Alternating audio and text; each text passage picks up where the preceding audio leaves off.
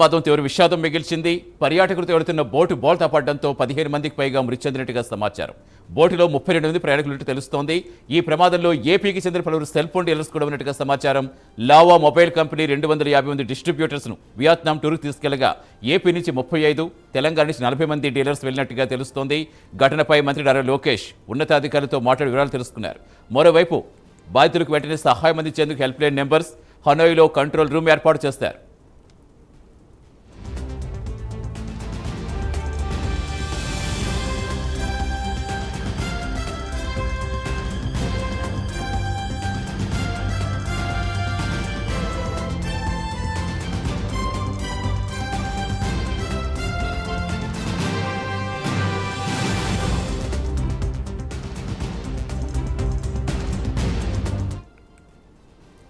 విహారయాత్రకు వెళ్లిన వియత్నాం బోటులో 32 ప్రయాణికులు మృతి చెందడం చాలా విషాదం మిగులుస్తోంది. ప్రస్తుతం కడప వాసి శ్రీధర్ కూడా అక్కడ మృతి చెందినట్టుగా తెలుస్తోంది. ప్రస్తుతం అక్కడి నుంచి వారి ఇంటి నుంచి మా కరెస్పాండెంట్ సుధీర్ లైవ్లో జాయిన్ అవుతున్నారు. పూర్తి సమాచారం ఇచ్చేందుకు సుధీర్, చాలా బాధాకరం. వాళ్ళందరూ విహారానికని వెళితే అది విషాదం మిగిల్చడం. అసలు ఏం జరిగిందని చెప్తున్నారు, ఎప్పుడు వెళ్ళారు, ప్రస్తుతం అక్కడ ఏంటి పరిస్థితి, ఏం చెప్తున్నారు వారి కుటుంబ సభ్యులు? రైట్ సతీష్, ముఖ్యంగా చూసుకుంటే కనుక ఏదైతే విహారయాత్ర కోసం వెళ్ళినటువంటి తెలుగు వాసులందరూ కూడా ఈరోజు పూర్తి స్థాయిలో కూడా శవాలు అయి పూర్తి స్థాయిలో కూడా బయట పరిస్థితి అని చెప్పుకోవచ్చు. అయితే ముఖ్యంగా ఏదైతే రాష్ట్ర వ్యాప్తంగా ఏపీకి చెందినటువంటి ఏదైతే లావా మొబైల్కి సంబంధించినటువంటి డీలర్లు ఎవరు ఉన్నారో వాళ్ళందరూ కూడా పూర్తి స్థాయిలో కూడా ఆ లావా కంపెనీకి సంబంధించినటువంటి ఏదైతే ఒక టూర్ వేయడం జరిగింది. ఆ టూరు ప్యాకేజ్లో భాగంగానే దాదాపుగా 250 మంది కూడా పూర్తి స్థాయిలో వియత్నాంకి వెళ్ళడం జరిగింది. అయితే ముఖ్యంగా ఏదైతే ఇవాళ దాదాపు మధ్యాహ్న సమయంలో కూడా 35 మందితో కూడినటువంటి ఒక బోటులో దాదాపుగా వీళ్ళందరూ కూడా బోట్లో షికార్కి వెళ్ళేందుకు కూడా సముద్రంలో వెళ్ళడం జరిగింది. ఈ నేపథ్యంలో కూడా బోటు అలల తాకిడికి ఒక్కసారిగా అక్కడ అలలు ఎక్కువ రావడంతో కూడా పూర్తిస్థాయిలో ఆ అలల తాకిడికి బోట్ ఒక్కసారిగా బోల్టా పడిన పరిస్థితి అని చెప్పుకోవచ్చు. ఈ నేపథ్యంలో ఆ ఘటనలో బోట్లో 35 మంది కూడా ఉన్నట్టు సమాచారం మనకు తెలుస్తుంది. ముఖ్యంగా ఈ ఘటనకు సంబంధించి ఏదైతే కడప నగరానికి సంబంధించినటువంటి ఎవరైతే శ్రీధర్ ముడియం కూడా ఉన్నారో, దాదాపుగా ఈయన ఏదైతే కడప నగరంలో దాదాపుగా 20 నుంచి 25 సంవత్సరాల నుంచి కూడా మొబైల్ రంగంలో కూడా పూర్తిస్థాయిలో కూడా ఆయన ఉన్నారని చెప్పి మనకు ప్రాథమిక సమాచారం ఉంది. ముఖ్యంగా దాదాపుగా ఏదైతే లావాకు సంబంధించినటువంటి ఏదైతే ప్యాకేజ్ టూర్ ఉందో ఆ ప్యాకేజ్ టూర్లో భాగంగా కూడా ఆయన కూడా అక్కడికి వెళ్ళడం జరిగింది. ఆ ప్రమాద ఘటనలో కూడా ఆయన కూడా మృతి చెందిన ఘటన అయితే కనుక పూర్తిస్థాయిలో కూడా ఇప్పటికే దాదాపుగా వాళ్ళ కుటుంబ సభ్యులు కూడా ఫోన్ ద్వారా కూడా అక్కడ ఉన్నటువంటి కొంతమంది స్థానికులు తెలిపిన పరిస్థితి ఉంది. అయితే ప్రస్తుతం మనం ఏదైతే ముడియ శ్రీధర్ ఉన్నారో వాళ్ళ ఇంటి వద్ద ఉన్నాం. ఇక్కడ దాదాపుగా ఇప్పటికే కుటుంబ సభ్యులు కూడా ఒకరొకరికి ఇక్కడికి చేరుకుంటున్న పరిస్థితి ఉంది. అయితే కొద్దిసేపటి క్రితమే దాదాపుగా ఎవరైతే శ్రీధర్ భార్య కూడా మీడియాతో మాట్లాడడం జరిగింది. ఆమె కూడా చెప్పడం జరిగింది పూర్తిస్థాయిలో కూడా ఇవాళ మధ్యాహ్నం 12 గంటల సమయంలోనే మాకు విషయం తెలిసింది. తమ భర్త పూర్తిస్థాయిలో కూడా బోటు ఏదైతే షికారుకు వెళ్ళే ప్రయత్నంలో భాగంగా ఆ బోటు ఒక్కసారిగా తిరగబడి దాదాపుగా మృతి చెందాడని చెప్పి వాళ్ళు చెబుతున్న పరిస్థితి మాకు చెప్పారని చెప్తున్నారు. అలాగే ముఖ్యంగా ఆయనతో పాటు ఇక్కడ నుంచి వెళ్ళినటువంటి ఒక సోదరుడు కూడా అక్కడే ఉన్నాడు. అతని ద్వారానే మాకు సమాచారం తెలిసిందని చెప్పి వాళ్ళ భార్య చెప్తున్న పరిస్థితి ఉంది. మరోపక్క వాళ్ళ తమ్ముడు రమేష్ కూడా పూర్తిస్థాయిలో కూడా మీడియాతో మాట్లాడడం జరిగింది. ఖచ్చితంగా మాకు న్యాయం చేయాలి, ఖచ్చితంగా ఇప్పటికైనా అంబెసీ అధికారులు స్పందించి బాడీని తొందరగా మాకు పంపించాలని చెప్పి వాళ్ళు కూడా వేడుకున్న పరిస్థితి నెలకొందని చెప్పుకోవచ్చు. అయితే కొద్దిసేపటి క్రితమే వియత్నాంకు సంబంధించినటువంటి ఇండియన్ అంబెసీ కూడా పూర్తిస్థాయిలో అక్కడికి వెళ్ళడం జరిగింది. దాదాపుగా ఏదైతే మృతి చెందినటువంటి ఎవరైతే తెలుగువారు ఉన్నారో వాళ్ళందరికీ సంబంధించినటువంటి మృతదేహాలు కూడా అంబెసీ హాస్పిటల్ నుంచి కూడా స్వాధీనం చేసుకున్న పరిస్థితి నెలకొందని చెప్పుకోవచ్చు. దాదాపుగా వీళ్ళకి సంబంధించినటువంటి ఏదైతే డెడ్ బాడీలు ఉన్నాయో అవన్నీ పూర్తిస్థాయిలో కూడా 1 నుంచి 2 రోజుల లోపల పూర్తిస్థాయిలో పంపిస్తామని చెప్పి చెప్పడం జరుగుతుంది. అయితే ముఖ్యంగా కడప నగరంలో వాళ్ళ ఇంటి వద్ద అయితే కన్నా పూర్తిస్థాయిలో విషాద ఛాయలు నెలకొన్నాయని చెప్పుకోవచ్చు. అయితే ఇప్పుడే ఈ ఘటనకు సంబంధించి మనం చూసుకోవచ్చు, అటు ఏపీ సీఎం చంద్రబాబు నాయుడు కావచ్చు, మరొక నారా లోకేష్ కావచ్చు, మరొక డిప్యూటీ సీఎం వీళ్ళందరూ కూడా ఈ ఘటనకు సంబంధించి కూడా దిగ్భ్రాంతి వ్యక్తం చేస్తున్న పరిస్థితి నెలకొని చెప్పొచ్చు. మరొక నారా లోకేష్ కూడా ఖచ్చితంగా ఎవరైతే మృతి చెందారో వాళ్ళ కుటుంబాలకు న్యాయం చేయాలని చెప్పి ఆయన కూడా చెప్పడం జరిగింది.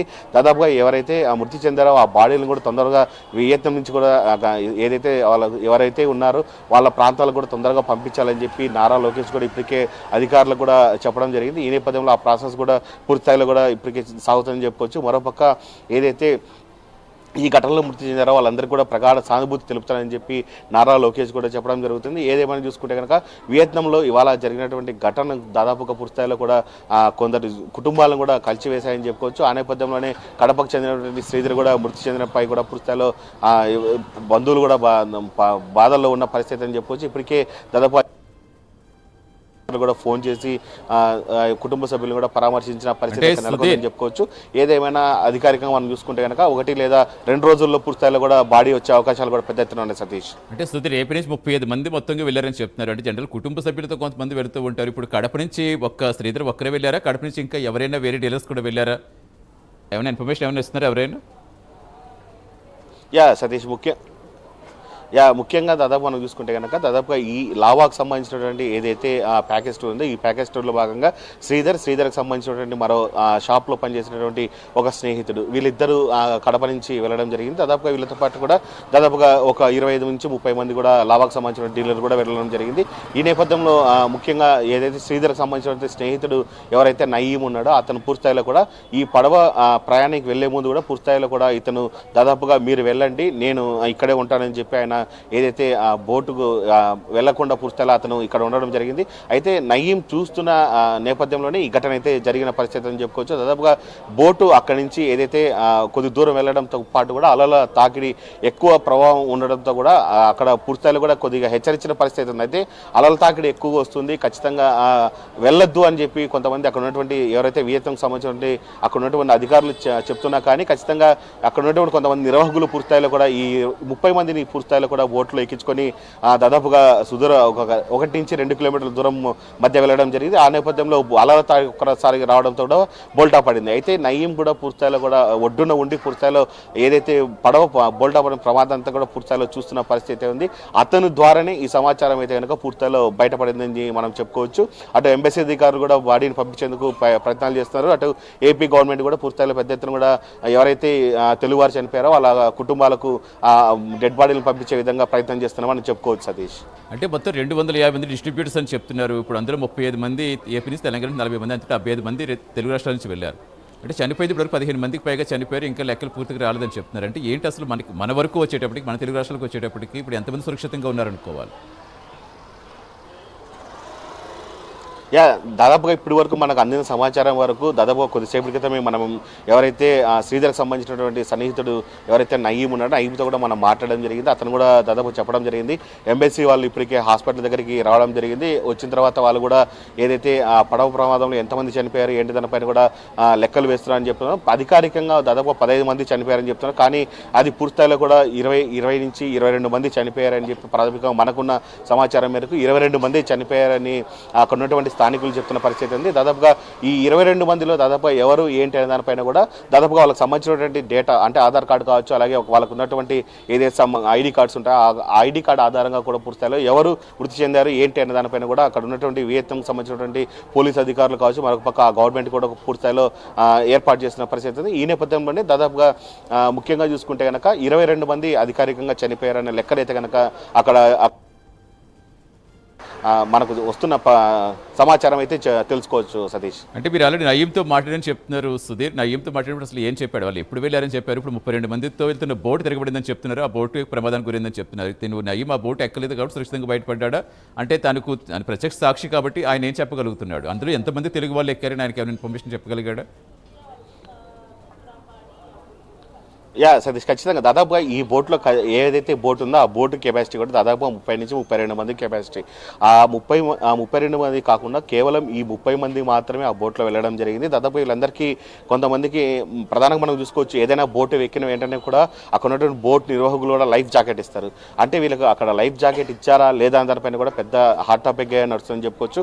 ప్రధానంగా మనకు లైఫ్ జాకెట్ ఇస్తే కనుక ఇంత ప్రమాదం జరిగే అవకాశాలు కూడా పెద్ద ఎత్తున లేదు. కానీ వాళ్ళు బోటు ఎక్కిన అనంతరం కూడా వాళ్ళకి లైఫ్ జాకెట్లు ఇవ్వలేనందువల్లనే ఇంత ఘోర ప్రమాదం జరిగిందని కూడా మనం కూడా అనుకోవచ్చు. కేవలం ఎవరైతే ప్రత్యక్ష సాక్షి ఇక్కడ ఒడ్డున ఉండి చూశారు కాబట్టి మనకు దాదాపుగా ఇక్కడ ఉన్నటువంటి కొన్ని విజువల్స్ కావచ్చు, దాదాపుగా సమాచారం కావచ్చు వచ్చిన పరిస్థితి అని చెప్పుకోవచ్చు. దాదాపుగా ఇప్పటికీ అధికారిక లెక్కల్లో బోట్లో 30 మంది మాత్రం వెళ్ళడం జరిగింది. దాదాపు 22 మంది చనిపోయారని చెప్పి అధికారికంగా లెక్కలు కూడా బయటకు వస్తున్న పరిస్థితి ఉంది. అయితే మళ్ళీ మరోసారి మనం అక్కడ ఉన్నటువంటి ప్రత్యక్ష సాక్షితో మాట్లాడాల్సిన పరిస్థితి ఉంది. అక్కడ ఏం జరుగుతుంది ఏంటి అని దానిపైన కూడా ఆయనతో మాట్లాడితే మనకు పూర్తిస్థాయిలో కూడా అక్కడ ఏం జరుగుతున్న దానిపైన కూడా క్లారిటీ వచ్చే అవకాశాలు కూడా పెద్ద ఎత్తున ఉన్నాయి. సతీష్.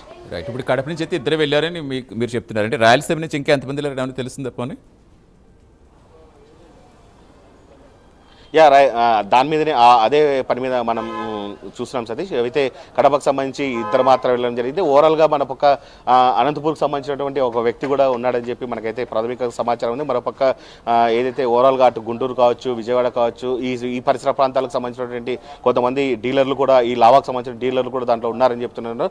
అయితే అధికారికంగా సంబంధించి ఇప్పటికే కొన్ని టోల్ ఫ్రీ నెంబర్లు కూడా బయటికి రిలీజ్ చేయడం జరిగింది. ఆ టోల్ ఫ్రీ నెంబర్ ఆధారం కూడా ఎవరు ఏంటి అనే దానిపైన సమాచారం తెలుసుకునే అవకాశాలు కూడా నేను చెప్పుకోవచ్చు. అదే మనం ముఖ్యంగా ఇంతకుముందు చెప్పాం, అంటే చనిపోయిన వ్యక్తులు ఎవరు ఏంటి అనే పైన కూడా ఐడి కార్డు, అలాగే వాళ్ళకి సంబంధించిన ఆధార్ కార్డు ఏది ఉందో ఆ ఐడి ఆధార్ కార్డు ప్రకారంగా వాళ్ళు ఏ జిల్లాకు సంబంధించిన వాళ్ళు, అలాగే దాదాపుగా వాళ్ళు ఏ మండలానికి సంబంధించిన వాళ్ళు అనే ప్రక్రియలో కూడా అక్కడ ఉన్నట్టు పోలీసులు కావచ్చు, అటుపక్క అక్కడ ఉన్నట్టు అధికార యంత్రాంగం కూడా ఇదే పనిలో పడిందని మనం చెప్పుకోవచ్చు సతీష్.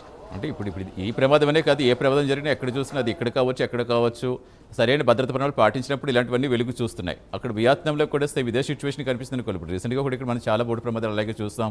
లైఫ్ జాకెట్స్ లేక, వాళ్ళకి అయితే సరిగ్గా రాక, అక్కడ సరైన భద్రతలు పాటించక ఇలాంటివి చూస్తున్నాం. ఇప్పుడు అదే కనిపిస్తోంది అక్కడ కూడా. అసలు ఏంటి అక్కడ మెయిన్ ప్రాబ్లం ఏంటి? అని వాతావరణం అనుకూలించలేదా, లేకపోతే బోట్ అలలకు గురైందా, లేదంటే ఈ లైఫ్ జాకెట్స్ లేక ఇబ్బంది పడ్డారు? మనం ఖచ్చితంగా అదే అనుకోవచ్చు. ఇప్పుడు రైట్, మనం ఖచ్చితంగా అనుకోవచ్చు. ముఖ్యంగా ఏదైనా కానీ మనం బోట్ ఎక్కిన వెంటనే ఖచ్చితంగా లైఫ్ జాకెట్ అనేది మనం ముఖ్యం. అలాంటిది లైఫ్ జాకెట్ ఖచ్చితంగా అక్కడ ఉన్నటువంటి బోట్ అధికారులు లైఫ్ జాకెట్ వాళ్ళకి ఇచ్చారా లేదా అన్న దానిపైన కూడా పెద్ద ఎత్తున సందేహాలు వినిపిస్తున్న పరిస్థితి ఉంది. ముఖ్యంగా మనం ఏదైనా ఇక్కడ చిన్న చిన్న బోట్ షికార్లకు వెళ్తున్న నేపథ్యంలో కూడా ఇక్కడ ఉన్నటువంటి ఆ టూరిజం వాళ్ళు కావచ్చు, వాళ్ళందరూ కూడా ఏ మనిషికైనా సరే ఖచ్చితంగా లైఫ్ జాకెట్ అనేది ఇస్తారు. ఆ లైఫ్ జాకెట్ అనేది పూర్తిస్థాయిలో కూడా మనిషిని కాపాడేది కూడా, పెద్ద ఎత్తున ప్రాణాలను కాపాడేది కూడా కొద్దిగా ఉపయోగపడుతుంటారు. ఆ నేపథ్యంలోనే అంత పెద్ద టూరిజం ప్లేస్లో అంత బోట్ షికార్ జరుగుతున్న ప్లేస్లో కూడా వాళ్ళు ఖచ్చితంగా ఎందుకు లైఫ్ జాకెట్ ఇవ్వలేదు? ఈ సందేహాలు కూడా పెద్ద ఎత్తున కూడా వినిపిస్తున్న పరిస్థితి ఉంది. ఖచ్చితంగా అక్కడ ఉన్నటువంటి వియత్నం సంబంధించిన గవర్నమెంట్ అధికారులు ఉన్నారో, అలాగే ఆ బోర్డుకు సంబంధించినటువంటి టూరిజం ఏదుందో వాళ్ళు ఖచ్చితంగా వాళ్ళకి లైఫ్ జాకెట్లు ఇచ్చారా లేదా, లైఫ్ జాకెట్లు ఇచ్చేటప్పుడు ఇంత పెద్ద ప్రమాదం ఎందుకు జరుగుతుంది అన్న సందేహాలు కూడా పెద్ద ఎత్తున కూడా వినిపిస్తున్న పరిస్థితి అని చెప్పుకోవచ్చు. అయితే ఈ కోణంలో కూడా అక్కడ ఉన్నటువంటి వియత్నం పోలీసులు కూడా పూర్తిగా కూడా ఏదైతే కేసు నమోదు చేసుకొని విచారణ చేపట్టే పనిలో ఉందని చెప్పుకోవచ్చు. అయితే ప్రధానంగా మనం చూసుకోవచ్చు, ఎవరైతే ఈ ఘటనలో మృతి చెందారో వాళ్ళ ప్రస్తుతం ఈ బాడీలను పంపించే ప్రయత్నంలో పనిగా వాళ్ళైతే బిజీగా పడ్డారని చెప్పుకోవచ్చు. దాని తర్వాత ఈ సందేహాలు, అంటే లైఫ్ జాకెట్ ఉందా లేదా అండ్ వాళ్ళకి లైఫ్ జాకెట్ ఇచ్చినా కానీ బోట్ తిరగడం వల్ల వాళ్ళందరూ లోపలిని ఇరక్కబోయి ఊపిరాడక చనిపోయారా, ఇలాంటి సందేహాలు కూడా కేసు కట్టిన తర్వాత విచారణలో అయితే కనుక బయటపడే అవకాశాలు కూడా పెద్ద ఎత్తున ఉన్నాయి సతీష్.